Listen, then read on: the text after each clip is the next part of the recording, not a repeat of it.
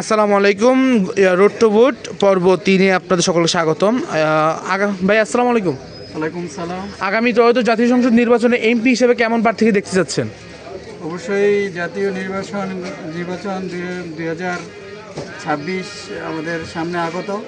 আমরা অবশ্যই একজন সৎ, যোগ্য, দুর্নীতিমুক্ত, ন্যায়পরায়ণ একজন এমপি চাই, যে আমাদের এলাকার কথা বলবে, আমাদের চাঁদা এবং দুর্নীতিমুক্ত পরিবেশ গড়ে তুলবে, আমাদের সামাজিক উন্নয়ন করবে এবং আমাদের টাকা মেরে খাবে না। অবশ্যই সে জবাবদিহিতার মধ্যে থাকবে।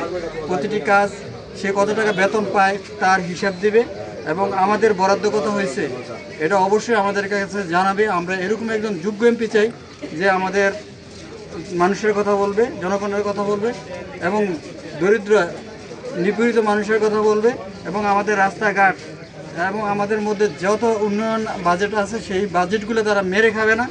অবশ্যই আমরা তাদেরকে নির্বাচিত করবো যারা অবশ্যই সৎ এবং যোগ্য। ধন্যবাদ ভাই আপনাকে।